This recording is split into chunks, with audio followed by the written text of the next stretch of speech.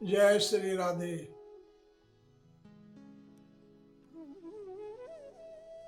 आप सभी को पता होगा कि होली का पर्व आ रहा है 24 मार्च दिन रविवार को होली का दहन होगा और 25 मार्च सोमवार को रंग की होली होगी, रंग गुलाल की। और आप सभी लोग जानते हैं वर्षों से, सदियों से इस होली के त्योहार को सभी मनाते आ रहे हैं, बड़े धूमधाम से मनाते हैं। और आप ये भी जानते हो कि ये होली का त्योहार ये प्रेम का त्योहार है। हिंदू धर्म के विशेषकर हम 4 त्योहार मानते हैं बड़े।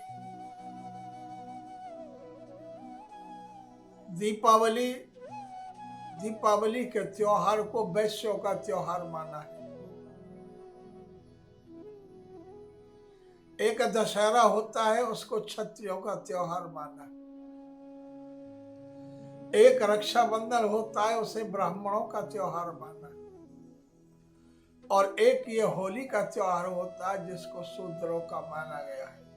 लेकिन आप मेरी बात को शूद्र के नाम से गलत जगह मत ले जाना। ये वर्णों के आधार से मैंने कहा है, वैसे तो शूद्र सभी हैं, ऐसा कोई नहीं कि कोई शूद्र ना हो। ये तो शरीर के वर्णों के अनुसार मैंने कह दिया है। क्योंकि होली का जो पर्व होता है, इस होली के पर्व को सभी लोग मनाते हैं, चाहे वो कोई भी जाति से हो, कोई भी धर्म से हो। मेरे विचार से तो इस होली, हमारे सभी दीपावली त्योहारों को सभी लोग मनाते, सभी धर्म के मनाते हैं। क्योंकि ये हमारा होली का त्योहार तो एक प्रेम का त्योहार है। इसलिए आप सभी को मेरी होली की हार्दिक शुभकामनाएं। आप हर साल इस होली के त्योहार को खुशी के साथ में मनाएं। लेकिन एक सबसे बड़ी बात यह है कि होली का जो त्योहार हम मनाते हैं तो कुछ लोगों के मन में आता भी है कि ये होली कौन है, होली क्या है, इसको क्यों मनाते हैं। कुछ लोग जानते हैं, कुछ लोग नहीं भी जानते। और मेरे विचार से नहीं जानने वाले ज्यादा होंगे और इसको जानने वाले बहुत कम होंगे। क्योंकि लोग इन बातों को जानने के इच्छुक नहीं होते, केवल मानते हैं और मनाते हैं। और सबसे बड़ी बात यह है कि जाने या न जाने, लेकिन मानना भी सबसे बड़ी बात है। मानो, मानोगे, मनाओगे। लेकिन हम अधिकतर पूछते कि बताओ होली का त्योहार क्यों मनाते हैं, तो सब लोग क्या कहते हैं, अजी पता नहीं, सदियों से सभी लोग मनाते हैं, हम भी मना लेते हैं। ऐसे बहुत सी बातें हैं जिनको हम लोग नहीं जानते, लेकिन करते समय, मनाते समय। तो आज मेरे मन में आई कि मैं चलो, जो इसको जानते हैं कि होली कौन है और क्यों मनाई जाती है, तो उसको के लिए तो बताने की जरूरत क्या, तो खुद स्वयं जानते हैं। लेकिन जो इसको नहीं जानते, जिनको नहीं पता, उनके लिए ये मैं बताना चाहता हूं। लेकिन ध्यान ये भी रखो कि अगर आप इसके बारे में जानना चाहते हो, क्योंकि मैं बताने को ही बैठा हूं, तो फिर एक बात का और भी ध्यान कर दो। आपको सभी पता है, ये जो चैनल है मेरा, आचार्य बाबा नेकपाल के नाम से है। वैसे मैं कथा वाचक भी हूँ, भागवत की कथा भी करता हूँ, सत्संग प्रवचन भी करता हूँ, वेदांत का भी प्रवचन करता हूँ, साधु सन्यासियों के बीच में भी प्रवचन करता हूँ। लेकिन ये सब गुरु की कृपा से ही होते हैं। जब तक बड़ों का आशीर्वाद नहीं होता, कुछ नहीं करता। और मैं कौन हूं करने वाला? मैं तो एक आपका भक्त हूँ। भक्त के अनुसार से अपने भावनाओं को प्रकट करता रहता हूँ। जब मेरे मन में आती है कि चलो आज अपने प्रेमियों से मिल लें, तो इस वीडियो के माने से आपके पास आ जाता हूँ और अपने भावों को प्रकट करता हूँ। मैं ज्ञानी नहीं हूं। जो मेरे को मिला है संत लोगों से, गुरुजनों से, महान पुरुषों से, सदग्रंथों से, बस उसी को आपके सामने करता हूं। चलो अपने विषय पर आते हैं। जो इस होली के पर्व के बारे में जानना चाहते हैं तो कृपया ये करें कि मेरे इस चैनल को सब्सक्राइब कर लें, लाइक कर लें, शेयर भी कर दो, क्योंकि आपका इसमें कुछ जाना नहीं है। केवल उंगली उठा करके ये बटन को लगाना, हाथ उंगली लगानी है बटन पर, बस इतना आपको करना है। और जब आप जानना चाहते हो तो यही नहीं और भी कुछ चाहोगे, आपकी इच्छा होगी कोई, तो अगर आप ये करते रहोगे तो मैं आपको और चीज बताता रहूंगा। खैर चलो आइए, ये होलिका कौन है? कश्यप ऋषि की दो पत्नी थी। एक का नाम था दिति, एक का नाम था अदिति। दिति राक्षसों की मां कहलाई गई और अदिति देवताओं की। जय और विजय दो द्वारपाल थे विष्णु भगवान के, विष्णु लोक में। चार ऋषि सलक, सनद, सनत कुमार, सनातन प्रभु से मिलने के लिए गए थे। इन जय विजय द्वारपाल ने रोक दिया। ऋषियों ने इनको साथ दे दिया, जाओ तुम 3 जन्मों तक राक्षस हो जाओ। साप को स्वीकार किया, भगवान से प्रार्थना की। भगवान ने कहा चिंता मत करो, ये सब मेरी इच्छा से ही होता है। तो आप भी जानते हो कि बिना उसके इच्छा के कुछ नहीं होता। तेरी सत्ता के बिना हे प्रभु मंगल मूल पत्ता तक खिलता नहीं फूल। प्रभु की कृपा के बिना कुछ नहीं, पत्ता तक हिलता नहीं, खिले ना कोई फूल। प्रभु की कृपा के बिना कुछ नहीं होता। ये सांस भी उन्हीं की कृपा से चलती है। कल चलता मत करिए, मैं आऊंगा आपके हर जन्म में आकर के अपने द्वारा, अपने हाथों से आपका उद्धार करूंगा।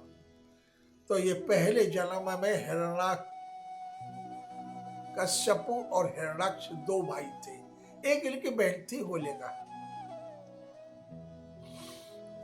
इन दोनों ने बड़ा तप किया था, बलवान थे। भगवान श्री हरि से लड़ बैठे। भगवान ने इनका 12 का रूप धारण करके हिरण्याक्ष का वध कर दिया। हिरण्याक्ष की पत्नी का नाम था रूषा भानु। 9 पुत्र थे उसके। हिरण्याक्ष के मरने के बाद में सब परिवार शोकाकुल था।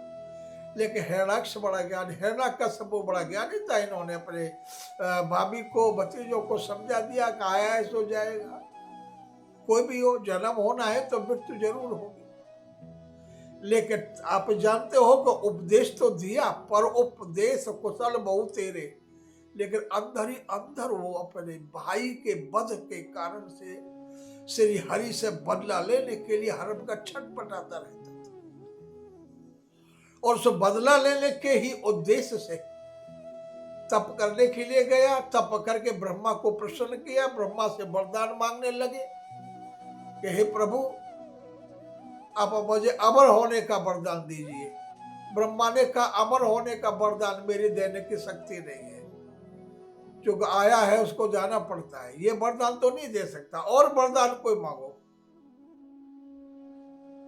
वो तो बोले चलो प्रभु ये नहीं दे सकते तो एक काम करो, बोलो। वरदान में क्या मांगने लगे? न दिन में मरू, न रात में, न ऊपर न नीचे, न अस्त्र शस्त्र से, न मनुष्य से, न किसी पशु पक्षी से। ऐसा वरदान मांगा कि जो मुझे को कोई मार नहीं सके। कहने लगे कि आपकी सृष्टि की पैदा हुए के द्वारा कोई मुझको नहीं मार सके।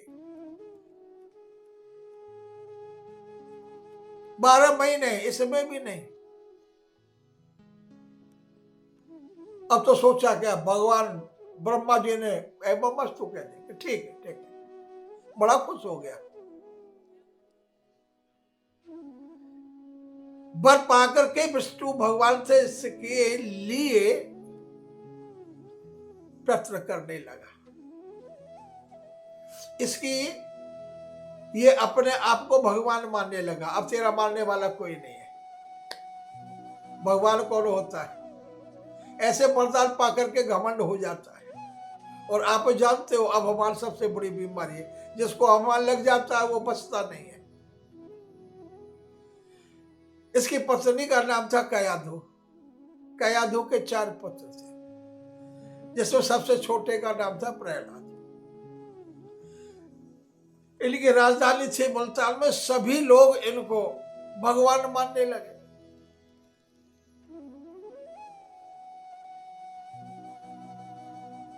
लेकिन प्रहलाद ने इनको भगवान नहीं माना।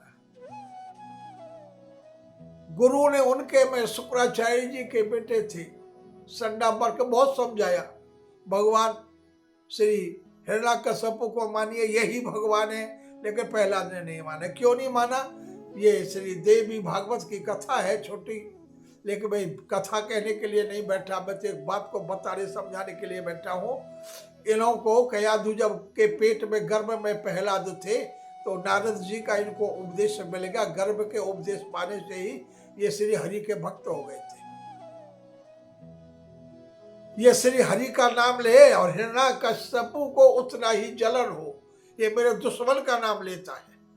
नहीं माना तो मारने के बहुत उपाय किए। पर्वत से गिराया, जहर दिया गया, तपते हुए लोहे के खम्मा से चिपकाया गया, जेल में डाल, यानी जितनी कर सकते थे मारने के सारे काम कर दिए, समुद्र में पिघवा दिया। लेकिन जिसके प्रभु रखवाली होते उसका कोई क्या बिगाड़ सकता है? सबसे बचता रहा। अब हिरण्यकश्यप बहुत चिंतित था। यही सोचता था कि इसका क्या हो। चिंता को देखते ही उसकी बहन होलिका आ जाती है। होलिका आकर कह लगे, भाई चिंतित क्यों हो, क्यों परेशान हो? कह लगे, परेशान इसलिए हो, ये प्रहलाद जो है इसको मारने के सारे उपाय कर, लेकिन मरने में नहीं आया। अब मुझे तो ऐसा लगता है कि ये तो नहीं मरेगा, लेकिन ये मेरे को मरवा देगा। ये चिंता उल्टी हिरण्यकश्यप को सताने लगी। इतनी सुन करके होलिका बोली, चिंता क्यों करते हो भाई, मैं हूं ना। मुझे वरदान प्राप्त है, मेरे पास में शीतल चीर है। जब मैं उसको ओढ़ लेती हूं तो आगे मेरा कुछ नहीं बिगाड़ सकती। और तू चिंता मत कि उसको गोदी में लेकर के बैठ जाऊंगी आग में। मैं शीतल चीर ओढ़ लूंगी तो मैं तो बच जाऊंगा, इसको भस्म कर दूंगी, जला दूंगी। हिरण्यकश्यप बड़े खुश हुए, बोले चलो समस्या का समाधान हो गया। कहने लगे होलिका से कि बोल मेरे लिए क्या करना है? कि आप कचरे का ढेर इकट्ठा करो। कचरे का ढेर लगाया गया, चारों तरफ से लाया गया। आज भी वही करते हैं हम लोग। बसंत पंचमी को होली रखते थे, इधर से खींचते उधर से खींचते, कहीं से कुछ लाते कहीं से कुछ लाते और बहुत बड़ा ढेर बना लेते हैं। अब वो दिन कौन सा था? यही फाल्गुन शुक्ल पूर्णमासी का दिन। उसी दिन होलिका ने उस कचरे में आग लगा दी गई और होलिका अपने भतीजे प्रहलाद को लेकर के होलिका में बैठ गई। वह कचरा धू धू करके जलने लगा। श्री हरि ने क्या काम किया?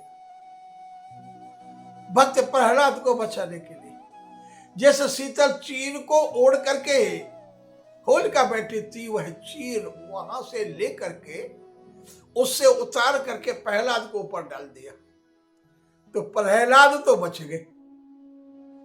शीतल चीर से अग्नि कुछ नहीं बिगाड़ सकी। लेकिन होलिका जो थी हिरण्यकश्यप की बहन, प्रहलाद भक्त की बुआ, उस कचरे के ढेर में आग लगे हुए में उसी में जल करके राख हो गई। होलिका जल करके खत्म हो गई, प्रहलाद बचेंगे। वह हरे मेरे प्रभु, ठाकुर जी की जब लीला होती जब ऐसी ही होती है, दुष्टों को तो जरा सी देर में निपटाते हैं। भगवान का अवतार किस लिए ही तो होता है, जब जब हो धर्म के आने। प्रभु आते हैं, अनेक शरीर धारण करते हैं, और जब शरीर धारण करते हैं तो उन्होंने वही शरीर धारण किया था, क्या? नरसिंह भगवान का अवतार लिया था। बरमेला हुआ था ना, तो दोनों तरह के बन गए, ना आदमी रहे ना जानवर रहे। तो नरसिंह का रूप आधा सिर था, मुंह जो था सिर था शेर का, बाकी का मनुष्य का। खैर वो कथा अलग है, वो इस तरह से हिरण्यकश्यप का वध हो गया था। लेकिन होलिका उसी में जल करके खत्म हो गई थी और प्रहलाद बच गए थे। ये वही होलिका है, इस होलिका को जलाया जाता है। जब ज्ञान का उदय होता है तो अज्ञान का नाश हो जाता है, समाप्त। अज्ञान रूपी होलिका का नाश हो गया। कचरा था ना, कचरा, अग्नि सबको भस्म कर देती है, तो वही भस्म कर देगी। पाप का खात्मा हो गया, दुष्टों का संहार हो गया। दुष्टनी का संहार किया और अपने भक्त प्रहलाद को बचा लिया। यही होलिका है वो, जिसको आप हर साल फाल्गुन शुक्ला को, पूर्णमासी को आप जलाते हो। ये उसका प्रतीक है। होलिका तो पहले ही निमट गई, जल गई, लेकिन उसका प्रतीक आज है, जिसको हम मनाते रहते हैं। समझ आ गई होगी ना? अगले दिन सब लोगों ने मुल्तान में डोरा पिट गया, होलिका मारी गई, भक्त प्रहलाद बच गए। सबने खुशियां मनाई, ढोल बजे, नगाड़े बजे, गाने बजाने हुए। लोगों ने एक दूसरे से गले मिल करके गुलाल लगाया, रंग उड़ाया, अच्छे अच्छे खाने पकवान बनाए, एक दूसरे को मिठाइयां बांटी, तू ले, एक दूसरे से गले से मिले।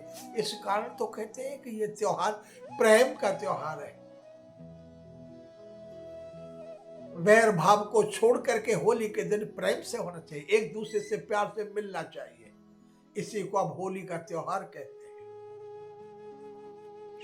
तो अगले दिन यानी कि 24 मार्च को होलिका दहन और 25 मार्च की यही उत्सव खुशी का, गाना बजाना खाना पीना सोमवार को होगा। इसलिए आपको होली की हार्दिक बधाइयां, शुभकामना है। मेरे ठाकुर जी की कृपा से हर साल अपने आने वाले समय पर भी होली उत्सव से मनाएं। तो आ जाइए जरा, एक होली हमारे भी मन में आ रही है। वैसे तो हम गायक तो कोई है नहीं और ना गाने के लायक है, उम्र भी हमारी बहुत खिंच चुकी, नहीं गा पाते इतना, लेकिन फिर भी सुना देते हैं। छोटी सी होली है ना, यहाँ हमारे पास साज है ना बाज है, या ढोल तबू कुछ भी नहीं है। शायद 25 तारीख को हो जाएंगे, लेकिन आज नहीं है इसको बनाने के समय पर। चलिए आज एक मैं आपको होली सुनाता हूँ, ठीक है ना? हाँ, बोलो होलिका मैया की जय। चलते हैं। अरे काना काना बरसाने में आवे गो होली को खिलवैया। रे काना बरसाने में आवे गो होली को खिलवैया। ग्वाल वाल सब संग में लायो, हो हल्ला यानी खूब मचायो। ग्वाल वाल सब संग में लायो, हो हल्ला यानी खूब मचायो। अरे यहाँ बलदाओ भी आवे गो होली को खेलवैया। कान्हा बरसानी में आवे गो होली को खेलवैया।